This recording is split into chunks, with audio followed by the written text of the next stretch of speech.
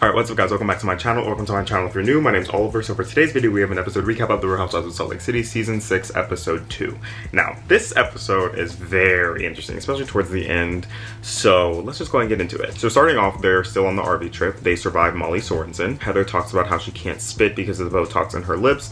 Meredith and Bronwyn grill steaks for breakfast, although not well. Heather talks about how she can't wait for Annabelle to go to college because it's the last remnant of her life with her ex. And also Heather is crying because she said that she's had the kids basically 100% of the time and her ex didn't, and she didn't want to show her kids how hard it was. So then Bronwyn chimes in and she tells Heather that she went through the same insecurity, but she's not ready for Gwen, her daughter, to move out, so she moved her boyfriend into the house.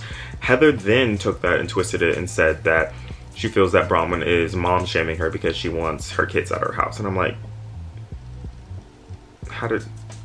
anyways, Whitney's talking about her business and how it's a failure. Following this, Whitney asked Mary about Robert Jr. because they're basically all talking about being a mom. And Mary said that Robert Jr. is doing as well as he can be doing. He's taking it day by day. Mary also tells Heather, hats off to you for raising 3 kids on your own. But yeah, then after this, they all get on the RV to head back, and the RV doesn't move because it's stuck. So all the ladies get off the RV to push it out of the mud, except for Mary, because Mary is like, I'm not pushing nobody's RV. Okay, so then following this, the RV is freed and they get back to Salt Lake City. And then another scene is Heather's on the way to meet Lisa for lunch, but Angie calls her and she confirms that she's going to Amy the Utah Socialite's party.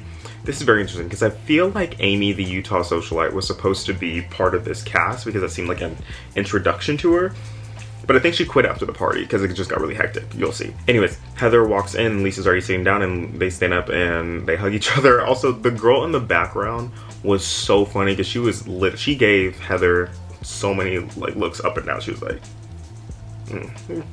very interesting. Heather literally immediately tells Lisa that the trip was about her. Already, just immediately goes and spills. And then Lisa basically explains what happens to the lawsuits, and Lisa's like, well, no one sues the bottom, they all go for the top. And then Lisa says that her life is better than everyone else. Or no, she said, I live a very different life than all of you.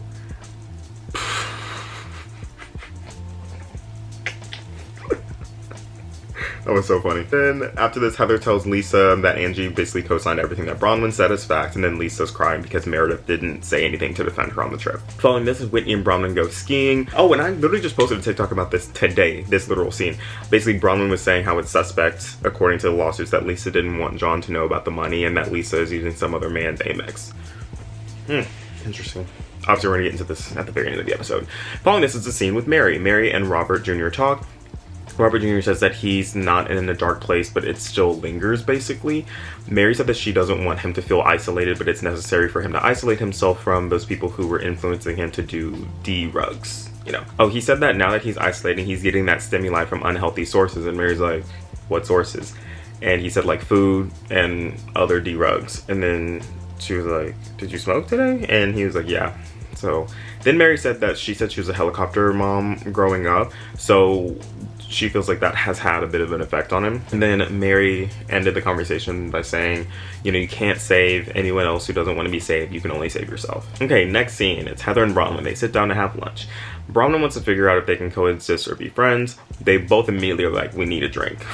Bronwyn is explaining that at the RV trip, she was trying to be supportive of Heather and she was not mom shaming her, and Heather is intentionally trying to misunderstand her. It's like, oh my gosh. It's intentional. She does not, she doesn't want to like Bronwyn, basically. And Heather also says that Bronwyn word salads a lot. Heather asked why Bronwyn spilled all the stuff about Lisa when they were trying to be better friends, and Bronwyn said basically because Lisa keeps spewing stuff about her after the reunion. So then finally, we get to Amy the Utah Socialite Saturday social party. So it's very cool because, you can ring a bell and then someone gives you a glass of champagne. That's super cool because there's a place like that at Coachella that I really liked. Brittany brought Jared, which is her ex-fiance. Lisa is a little bit nervous to go into the party, but then she arrives and everyone's like, oh, hi. And then Heather is super happy that she arrived. Lisa and Meredith talk and she's asking what happened. And then Brittany interrupts and tells Lisa that Angie compared Lisa to Jen Shaw. That sets things off. Then all the other girls kind of overhear what's happening and Mary's like, ooh, shut up, Brittany is a mess. And then Lisa goes to Angie and is like, girl, what happened? And then Angie's like, Bronwyn brought up the lawsuits, and then Bronwyn interrupts and is like, okay, what's up, because you're mad at me, not Angie. And then Lisa's like, you're dismissed. And Bronwyn is like, I think you mean judge, please dismiss these lawsuits. Sorry. Okay. Yeah, then it cuts to all the men, and Seth asks Jared if he's in love with Brittany, and he hesitates and eventually says yes, but it's like, okay, alright. Then back to the girls, it gets heated more, and Lisa calls Bronwyn a gout sucker. Whitney is like, wait, you can have gout? Then Lisa says that Bronwyn has clothes because she sucks her husband's. Sorry, I don't know if I can say that on here or not, so I'm just like, yeah. Bronwyn is like, girl, who pays your Amex? And then Lisa's like, that's a lie. And Bronwyn's like, girl, it's in the court case. And then Lisa's like putting her finger in her face, and Bronwyn's like, you can put your finger in my face, but that won't clear up these lawsuits. Cash will clear up these lawsuits. And then Bronwyn goes back to say, yeah, I suck. And then she's like, Whitney, do you suck? And then Whitney's like, yes. This is just getting crazy. And Amy, the Utah socialite, she's watching, and she just turns around. She's like, oh, this is not it. Everyone here that Bronwyn is clearing. Then Lisa says nobody talks worse about their husband than Bronwyn. Then Bronwyn says nobody borrows money behind their husband's back like you. Then Lisa says that Bronwyn should go to school, and then Bronwyn says Lisa should pay those lawsuits off, and then Lisa calls her a pig and storms off. This was an insane type of episode.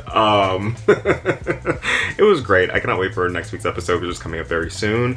Also, Potomac is coming up very soon, so stay tuned for those episode recaps. But yeah, anyways, thank you guys so much for watching this video. I hope you enjoyed as much as I did making it. Please remember to like and subscribe. I'll see you guys in the next one. Bye, guys.